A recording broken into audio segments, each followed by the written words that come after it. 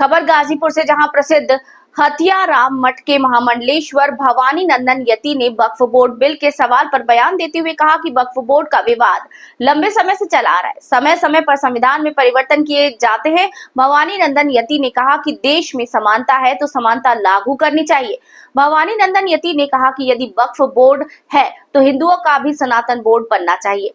भवानी नंदन यति ने कहा कि इन बोर्ड पर न्याय और शासन होना चाहिए, इन्हें अधिग्रहण कर रखना चाहिए। उन्होंने कहा कि वक्फ बोर्ड को संविधान के अंतर्गत रखना चाहिए और देश में हिंदुओं के लिए सनातन बोर्ड भी होना अनिवार्य है। इस दौरान हिंदू राष्ट्र के सवाल पर बोलते हुए महामंडलेश्वर भवानी नंदन यति ने कहा कि जिस देश का नाम हिंदुस्तान है वो स्वयं में ही हिंदू राष्ट्र है। यहाँ रहने वाला मुसलमान भी इस देश को हिंदुस्तान कहता है। मिलिट्री और पुलिस में जो मुसलमान है वो भी जय हिंद कहता है। भवानी नंदन यति ने कहा कि मैं भारत माता को महान राष्ट्र के रूप में होने का सपना देखता हूँ। महान राष्ट्र के लिए इसकी इकोनॉमी बहुत मजबूत होनी चाहिए। उन्होंने कहा कि सरकार को वक्फ बोर्ड, सनातन बोर्ड को दरकिनार कर युवाओं को रोजगार देना चाहिए। बाबा, आज जो है वक्फ बोर्ड बिल पेश हो रहा है संसद में, ऐसे में इस बिल को लेकर साधु संत क्या सोचते हैं, क्या पास होना चाहिए या नहीं? वक्फ बोर्ड का विवाद काफी दिनों से चल रहा है। देश आज़ादी से जो व्यवस्था बना दी गई वो अब तक चलती रही।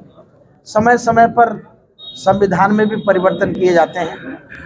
मैं वक्फ बोर्ड का विरोध तो नहीं करता, मगर एक बात जरूर करता हूँ, देश में समानता है तो समानता लागू होनी चाहिए। अगर वक्फ बोर्ड है तो फिर हिंदुओं का भी कोई बोर्ड बनना चाहिए, सनातन बोर्ड होना चाहिए, सनातन बोर्ड होना चाहिए। और साथ ही साथ इन बोर्ड के ऊपर न्याय है चाहे शासन है, इसका भी ये अधिग्रहण करके उसे रखना चाहिए। व्यक्तिगत रूप से इतनी बड़ी बड़ी संपत्तियों पर अधिकार करके फिर आज़ादी दिखाई नहीं देती, संविधान दिखाई नहीं देता। लिहाजा संवैधानिक रूप से वक्फ बोर्ड को संविधान के अंतर्गत करना चाहिए और समय समय पर जब अधिग्रहण की आवश्यकता